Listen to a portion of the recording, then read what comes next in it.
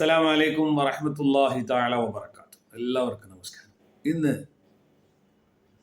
ഭാര്യ ഭർത്താക്കന്മാർ തമ്മിലുള്ള സ്നേഹബന്ധത്തെക്കുറിച്ച് സംസാരിച്ചാലാണ്. ഇന്നത്തെ പ്രശ്നങ്ങൾ നമ്മൾ പലപ്പോഴും മീഡിയയിലൂടെയാണെങ്കിലും വാർത്തകളോടൊക്കെ നമ്മൾ കേൾക്കുന്ന വിഷയമാണ് ഭാര്യ ഭർത്താക്കന്മാർ തമ്മിലുള്ള പ്രശ്നങ്ങൾ. ഭാര്യ ഭർത്താക്കന്മാർ തമ്മിലുള്ള പ്രശ്നങ്ങൾ എന്ന് പറയുമ്പോൾ നമ്മൾ പരസ്പരം രണ്ട് ആളുകൾ കൂടുതലും പരിചയമില്ലാത്ത ആളുകളാണ്. ചിലത് കണ്ടിഷ്ടപ്പെട്ട് കല്യാണം കഴിക്കുന്നവരുണ്ട്, അല്ലാതെ അറേഞ്ച് മാരേജിനാണല്ലോ കൂടുതലും. അപ്പോൾ രണ്ട് കുടുംബത്തിൽ നിന്നും, രണ്ട് പശ്ചാത്തലത്തിൽ നിന്നും, രണ്ട് സാഹചര്യങ്ങളിൽ നിന്ന് വന്ന രണ്ട് വ്യക്തികൾ അവർ തമ്മിൽ കാണുമ്പോൾ ആദ്യത്തെ കാഴ്ചയിൽ തന്നെ അവർക്ക് പരസ്പരം ഇഷ്ടപ്പെടുകയും അങ്ങനെയാണ് വിവാഹം നടക്കുകയും ചെയ്യുക സ്വാഭാവികമായി. ഇവിടെ നമ്മൾ ആദ്യം കാണുമ്പോൾ ഉണ്ടാകുന്ന ഒരു ഇഷ്ടം, അത് സാധാരണ ഒരു ഇഷ്ടമാണ്.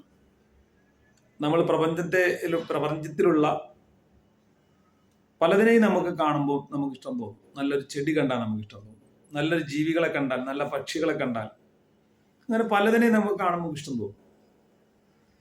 അപ്പൊ നമ്മുടെ ജീവിത പങ്കാളിയായ വരുന്ന ആളെ ഒറ്റ നോട്ടത്തിൽ നമുക്ക് കാണുമ്പോൾ നമുക്കൊരു ഇഷ്ടം തോന്നിയാൽ നമുക്ക് ഇഷ്ടപ്പെടുകയും അങ്ങനെയാണ് നമ്മൾ വിവാഹ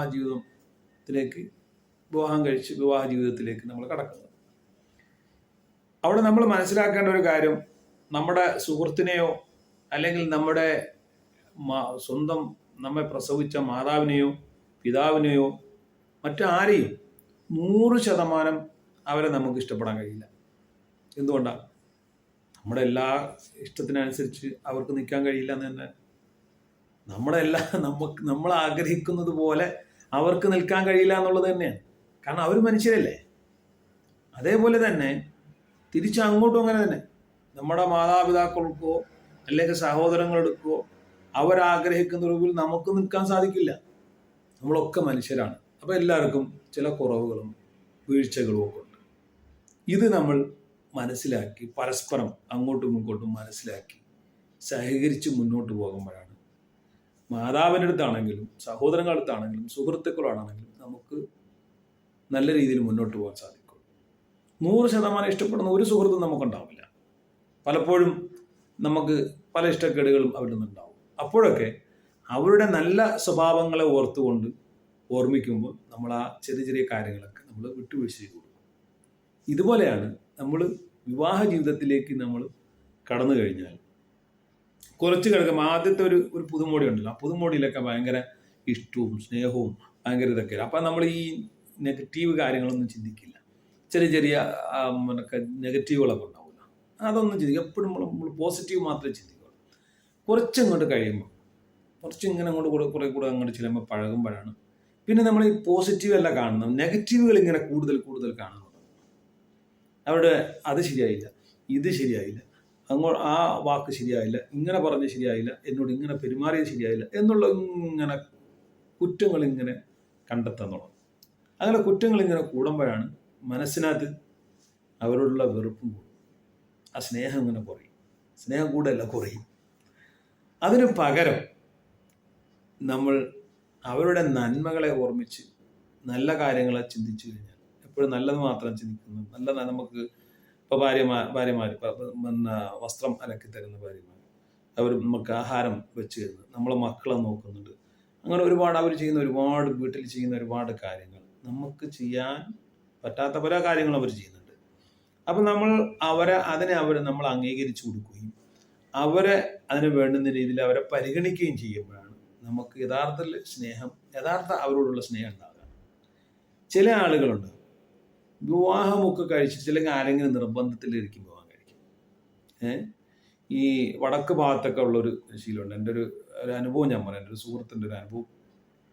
അതായത് വടക്ക് ഭാഗത്തൊക്കെ ആണെങ്കിൽ ഈ സ്ത്രീധനം കൊടുക്കുന്ന സമയത്ത് ഇവിടെ നിന്ന് ഒരു വിവാഹം കഴിച്ച ഒരാളെ നിന്ന് സ്ത്രീധനം വാങ്ങിയിട്ട് ഒരു പെങ്ങൾ വീട്ടിൽ വിവാഹം അയക്കാം. അപ്പോൾ അതിന് സ്ത്രീധനം കൊടുക്കണം. അപ്പോൾ അതിന് പകരം ഒരു പെൺകുട്ടി, ഒരു ആൺകുട്ടി ഉണ്ടെങ്കിൽ അവനെ കൊണ്ട് പെട്ടെന്നൊരു വിവാഹം കഴിപ്പിച്ചിട്ട് ആ സ്ത്രീധനം എടുത്ത് ഈ പെങ്ങൾക്ക് കൊടുത്തിട്ട് വേറെ കൊടുത്തിട്ട് ഈ പെങ്ങൾ വിവാഹം കഴിച്ചു.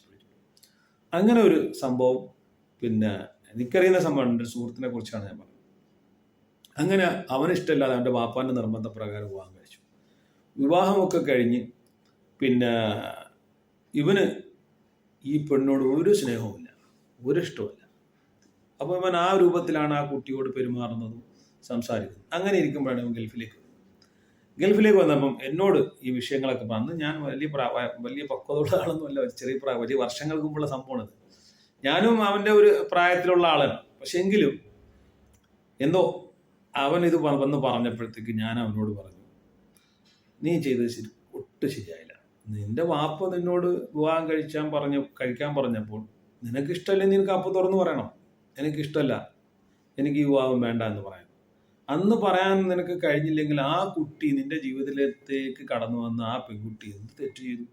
നീ അവളോട് ഇങ്ങനെ ദേഷ്യം പിടിച്ചിട്ട് സംസാരിക്കുമ്പോൾ, അല്ലെങ്കിൽ ഫോൺ വിളിക്കുന്നില്ല, സംസാരിക്കുന്നില്ല, അവളോട് അഥവാ സംസാരിച്ചാൽ തന്നെ ദേഷ്യം പിടിച്ചിട്ട് സംസാരിക്കുന്നു, ഈ ഇഷ്ടക്കേട് കാണിക്കേണ്ട വല്ല കാര്യമുണ്ടോ?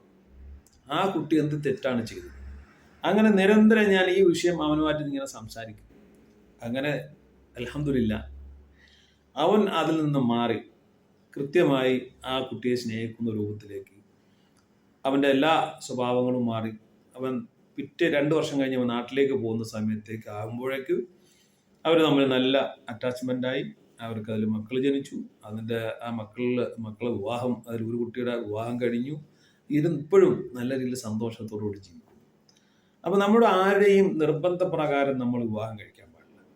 അല്ലെങ്കിൽ ഉമ്മ പറഞ്ഞു, വാപ്പ പറഞ്ഞു, അല്ലെങ്കിൽ സഹോദരങ്ങൾക്ക് ഇഷ്ടപ്പെട്ടതിൽ നമ്മുടെ ജീവിതമാണ് ഇത്. നമ്മൾ എല്ലാവരും ഈ പറഞ്ഞ എല്ലാവരും മാറിപ്പോകും. ഇപ്പം നമ്മളെ മക്കളുണ്ടെങ്കിൽ പോലും ഈ മക്കളൊക്കെ വിവാഹം കഴിച്ച് അവരൊക്കെ അവരുടെ ജീവിതത്തിലേക്ക് പോകും. പിന്നെ ലാസ്റ്റ് നമ്മൾ ഉണ്ടാകുന്നത് ഈ ഭാര്യ ഭർത്താക്കന്മാരായ നമ്മൾ ഒറ്റയ്ക്കാണ്. ഇപ്പം ഞാനാണെങ്കിൽ ഞാനും എൻ്റെ ഭാര്യ മാത്രം ആവും ലാസ്റ്റ്. എല്ലാവരും പോവും. മക്കളൊക്കെ നമ്മൾ അവർ നമ്മൾ താലോലിച്ച് വളർത്തി വലുതാക്കി അവരൊക്കെ വിവാഹം കഴിഞ്ഞ് കഴിയുമ്പോഴത്തേക്കും അവരൊക്കെ അവരവരുടേതായ വഴികളിലേക്ക് അവർ പോയിരിക്കും. ആരൊക്കെ ലോകത്ത് ഉണ്ടെങ്കിൽ, ഉമ്മ ഉണ്ടെങ്കിൽ ഉമ്മ പോവും, അപ്പ ഉണ്ടെങ്കിൽ അപ്പ പോവും. അപ്പായും ഉമ്മയൊക്കെ ചിലപ്പോൾ നേരത്തെയൊക്കെ അവർ മരണപ്പെട്ടു. പിന്നെ മക്കളാണ്. ഈ മക്കളൊക്കെ വിവാഹം കഴിഞ്ഞ് പോകുമ്പോൾ പിന്നെ നമ്മൾ തീർത്തും നമ്മൾ ഒറ്റപ്പെടുകയാണ്. അങ്ങനത്തെ ഒരവസ്ഥ എല്ലാവർക്കും വരും എന്നുള്ളത് യാഥാർത്ഥ്യം നമ്മൾ മനസ്സിലാക്കണം. നമ്മൾ ജീവിതത്തിൽ ഒറ്റപ്പെടുന്ന ഒരവസ്ഥ ഉണ്ടാവും. അപ്പോൾ നമ്മൾ കൃത്യമായി നമ്മളുടെ ജീവിത പങ്കാളി മരിക്കുവോളം നമുക്ക് ഒരുമിച്ച് ജീവിക്കാനുള്ള നമ്മുടെ ജീവിത പങ്കാളി, ഈ ജീവിത പങ്കാളിയെ നമ്മൾ ചേർത്ത് പിടിക്കുക തന്നെ വേണം. അങ്ങോട്ടും ഇങ്ങോട്ടും പരസ്പരം ബഹുമാനവും സ്നേഹവും ഒക്കെ നമുക്ക് ഉണ്ടാവണം. പരിഗണിക്കണം. അവരുടെ ഇഷ്ടങ്ങൾ മനസ്സിലാക്കണം. അവരുടെ ഇഷ്ടങ്ങൾ മനസ്സിലാക്കിക്കൊണ്ട് അവർക്ക് അതിനനുസരിച്ചുള്ള കാര്യങ്ങൾ നമ്മൾ വകവെച്ച് കൊടുക്കണം. എല്ലാത്തിലും നമ്മൾ ഭാര്യ എന്ന് പറയുമ്പോൾ നമ്മൾ അടിമയാണ്, അല്ലെങ്കിൽ ഞാൻ പറയുന്നത് എല്ലാവരും കേൾക്കണം എന്ന രീതിയിൽ അവരെ നമ്മൾ ബുദ്ധിമുട്ടിക്കാൻ പാടില്ല. അങ്ങനെ നിങ്ങൾ ബുദ്ധിമുട്ടിച്ചാൽ വേറൊരു കുഴപ്പം കൂടി ഉണ്ടാവും.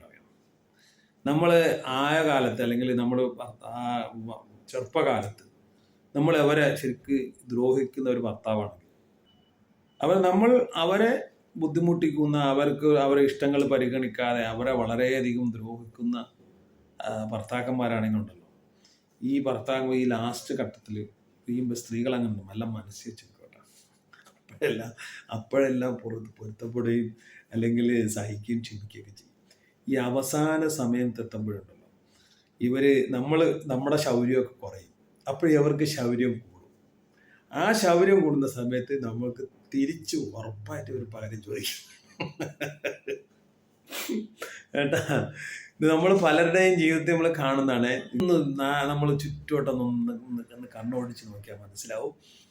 ഈ ചെറുപ്പകാലത്ത് വലിയ ശൗര്യം കാണിച്ചിരുന്ന ആളുകൾ അവസാന സമയമാകുമ്പോൾ അല്ലെങ്കിൽ ഒരു വയസ്സാവുന്ന സമയത്ത് ഈ പെണ്ണുങ്ങൾ ഭയങ്കര ശൗര്യം കാണിക്കും. എന്ത് പറഞ്ഞാലും തറുതല പറിച്ചിരുന്നു, മറുപടി പറിച്ചിരുന്നു, അങ്ങനെയൊക്കെ ആയിട്ട് ഇത്. അതിന് നിങ്ങൾക്ക് അറിയാമല്ലോ. ഇപ്പം നമ്മളിപ്പോൾ ഉദാഹരണം ഒരു ചെറിയ പേരക്കുട്ടി ഉണ്ടാകും. ചെറിയ കുട്ടി എന്താണ് ഏതാണ് എന്ത് വെച്ചാൽ ചെറിയ കുട്ടികൾക്ക് എന്തുണ്ട്, എന്തിനും ഇങ്ങനെ ചോദിച്ചുകൊണ്ടേ ഉണ്ടാവും.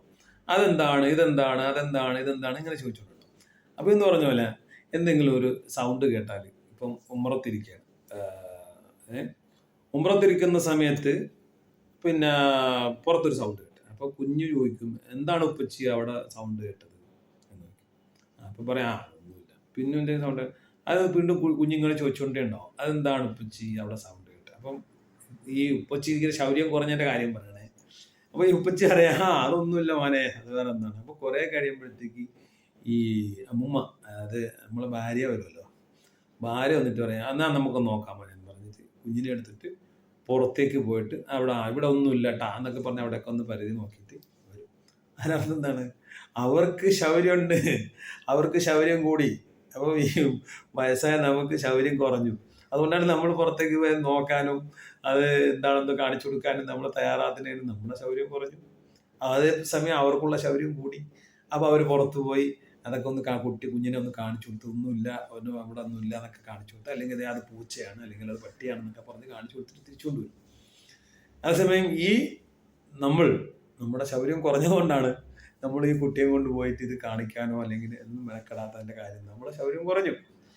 അപ്പം ഇത് പറഞ്ഞു വന്നെന്നറിയോ, സ്ത്രീകൾക്ക് വയസ്സാവുന്ന സമയം, നമ്മൾ വയസ്സാകുമ്പോൾ സ്ത്രീകൾക്ക് ശൗര്യം കൂടുകയും പുരുഷന്മാർക്ക് ശൗര്യം കുറയുകയും ചെയ്യും.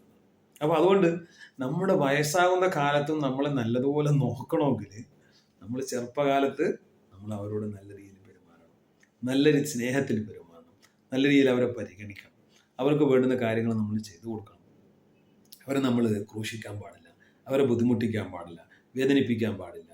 അപ്പോൾ ആ രീതിയിൽ നമ്മളോടൊപ്പം ചേർത്ത് നിർത്തി പരിഗണിച്ച് കൊണ്ടുപോയി കഴിഞ്ഞാൽ നിങ്ങളെ പൊന്നുപോലെ നോക്കും. നിങ്ങൾ ഒന്ന് വീണ് കഴിഞ്ഞാൽ നിങ്ങളെ പൊന്നുപോലെ നോക്കും. അങ്ങനെ നിങ്ങളെ പൊന്നുപോലെ നോക്കണമെന്ന് നിങ്ങൾക്ക് ആഗ്രഹം ഉണ്ടെങ്കിൽ നിങ്ങൾ എന്ത് വേണം? നിങ്ങളായ കാലത്ത്, ചെറുപ്പകാലത്ത് അവരെ പൊന്നുപോലെ നോക്കണം. നിങ്ങൾ ആയ കാലത്ത് പൊന്നുപോലെ നോക്കിയാൽ നിങ്ങളുടെ അവസാന കാലത്തിൽ അവരെ കൈവെള്ളയിൽ വെച്ച് നോക്കും, അവർ നോക്കും. അപ്പം അതുകൊണ്ട് നിങ്ങളാണ് ചിന്തിക്കാനുള്ളത്, നിങ്ങൾക്ക് എങ്ങനെ വേണോ. ഇപ്പം നമുക്ക് ആരോഗ്യമുള്ള സമയത്ത് നമുക്ക് എന്തും ചെയ്യാം, നമുക്ക് എവിടെ ആരും സഹായം വേണ്ട, നമ്മളെ കൊണ്ട് എന്തും പറ്റും എന്നുള്ള. ഇപ്പോഴല്ല നമുക്ക് ആവശ്യം അവരാ. ശരിക്കും നമുക്ക് ആവശ്യം വരുന്ന സമയം ഉണ്ടെന്നറിയോ, നമ്മൾ എവിടെയെങ്കിലും ഒരു കിടക്കയിലാവുന്ന സമയത്താണ് നമുക്ക് ശരിക്കും അവർ ആവശ്യം വരുന്നത്. അപ്പോഴാരും വരില്ല. ഇപ്പം നമ്മൾ ഉമ്മ ഉണ്ടെങ്കിൽ ശരിയാണ്, ഉമ്മ വരും, നമ്മളെ നോക്കാൻ വരും, അല്ലേ? അതേസമയം വേറെ ഒരാളും വരില്ല. നമ്മളെ സഹോദരന്മാരാണെങ്കിൽ പോലും അവരൊന്നും വന്നൊന്നും നമ്മളൊന്നും നോക്കില്ല. മക്കളാണെങ്കിലും ഒരു പരിധി വരെയൊക്കെ ഉണ്ടാവുള്ളൂ. ഒരു പരിധിയും ഇല്ലാതെ ഏത് സാഹചര്യത്തിലും ഏത് സമയത്തും നമ്മളെ നോക്കാനും അന്വേഷിക്കാനും നമുക്ക് വേണ്ടി ഉള്ള ആ ഹിദ്മത്ത് ചെയ്യാൻ അത് നമ്മളെ ഭാര്യയെ മാത്രമേ ഉണ്ടാവുള്ളൂ. അത് കഴിഞ്ഞേ വേറെ ആരുള്ളൂ.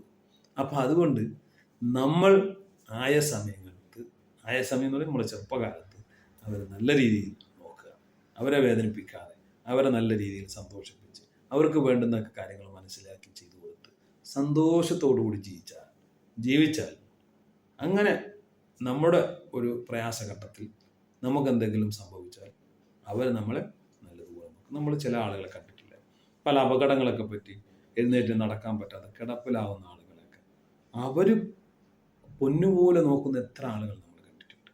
എത്രയോ ആളുകൾ ഒഴിവാക്കി പോകുന്നവരെയും കണ്ടിട്ടില്ലേ? അപ്പോൾ ഒഴിവാക്കി പോകുന്നവർ ചിലപ്പോൾ ഇങ്ങനെ ആയിരിക്കും. ആദ്യത്തെ ഇവരുടെ സ്വഭാവം അങ്ങനെ ആയതുകൊണ്ടാകാം അവർ ഒഴിവാക്കി പോകുന്നുണ്ട്. അതേസമയം എഴുന്നേക്കാൻ പറ്റാതെ ഇനി ജീവിതത്തിൽ യാതൊരു പ്രയോജനവും അദ്ദേഹത്തിനെ കൊണ്ട് ഉണ്ടാവില്ല എന്നറിഞ്ഞാൽ പോലും ജോലി ചെയ്ത് അല്ലെങ്കിൽ അവർ കൂലിവേല ചെയ്ത് ഭർത്താക്കന്മാരെ നോക്കുന്ന എത്രയോ ഭാര്യമാരുണ്ട്. അപ്പം നമ്മൾ അങ്ങോട്ട് സ്നേഹം കൊടുക്കുമ്പോഴാണ് നമുക്ക് തിരിച്ചും ഇങ്ങോട്ട് സ്നേഹം കിട്ടുക. അപ്പം നമ്മൾ എന്ത് വേണം? നമ്മളെ അവസാന ഘട്ടത്തിൽ നമുക്ക് ആ സ്നേഹത്തോടുള്ള പരിചരണം ലഭിക്കണമെങ്കിൽ നമ്മൾ ആയ കാലത്ത് അവരെ നല്ല രീതിയിൽ സ്നേഹിക്കുകയും അവരെ പരിഗണിക്കുകയും അവർക്ക് വേണ്ടുന്ന കാര്യങ്ങൾ ചെയ്തു കൊടുക്കുകയും വേണം. അങ്ങനെ ചെയ്തു കൊടുത്താൽ നമുക്കും അതുപോലെ തിരിച്ച് ലഭിക്കും. ഇനി ലഭിച്ചില്ലേലും നമുക്ക് ദൈവത്തിൽ നിന്നെങ്കിലും കിട്ടും. ആ ഒരു ഉറപ്പ് വേണം. അങ്ങനെ നമ്മൾ സ്നേഹിച്ചു, നമുക്ക് അവരെ പരിഗണിച്ചു, അവർക്ക് വേണ്ടുന്ന കാര്യങ്ങളൊക്കെ ചെയ്തു കൊടുത്തു, തിരിച്ചിങ്ങോട്ടൊന്നും തന്നില്ലേലും തിരിച്ച് കിട്ടിയില്ലേലും നമ്മളെ സംബന്ധിച്ച് നമ്മുടെ ചെയ്യേണ്ട കാര്യം നമ്മൾ ചെയ്തു കഴിഞ്ഞു. നമുക്ക് അവർ തന്നില്ലെങ്കിൽ അത് അവരെ തെറ്റാണ്. അവർ നമുക്ക് തന്നില്ലെങ്കിൽ ദൈവം നമുക്ക് സ്വർഗ്ഗലോകത്ത് തരും. അങ്ങനെ വിശ്വസിക്കണം. അതാണ് നമ്മൾ വിചാരിക്കുന്നത്. അപ്പോൾ അതുകൊണ്ട് നല്ലൊരു സന്തോഷത്തോടുകൂടി എല്ലാവർക്കും പരസ്പരം സന്തോഷത്തോടും സ്നേഹത്തോടും കൂടി ജീവിക്കാൻ കഴിയട്ടെ എന്ന് ആശംസിക്കുകയാണ്. നമുക്ക് ഒരാളെയും പൂർണ്ണമായി തൃപ്തിപ്പെടാൻ സാധിക്കില്ല. അത് ആ യാഥാർത്ഥ്യം നമ്മൾ മനസ്സിലാക്കിയാൽ നമുക്ക് ഉറപ്പായിട്ടും എല്ലാവരും എന്നിലും എനിക്ക് ന്യൂനതകളുണ്ടാവും, കുറവുകളുണ്ടാവും. അപ്പോൾ അത് നമ്മൾ മനസ്സിലാക്കണം. അപ്പോൾ എൻ്റെ ഭാര്യയിൽ വരുന്ന കുറവ് ഞാനത് മനസ്സിലാക്കിയിട്ട് അതിനെ നമ്മൾ അഡ്ജസ്റ്റ് ചെയ്ത് മുന്നോട്ട് പോകുമ്പോൾ നല്ല ജീവിതം, നല്ല സന്തോഷകരമായ ജീവിതം നമുക്ക് നയിക്കാൻ സാധിക്കും. അപ്പം എല്ലാവർക്കും നല്ല സന്തോഷകരമായ ജീവിതം നയിക്കാൻ സാധിക്കട്ടെ എന്ന് ആശംസിച്ചുകൊണ്ട് നിർത്തുന്നു. എല്ലാവർക്കും നന്ദി, നമസ്കാരം. അസ്സലാമു അലൈക്കും വറഹ്മത്തുള്ളാഹി തആല വബറകാതുഹു.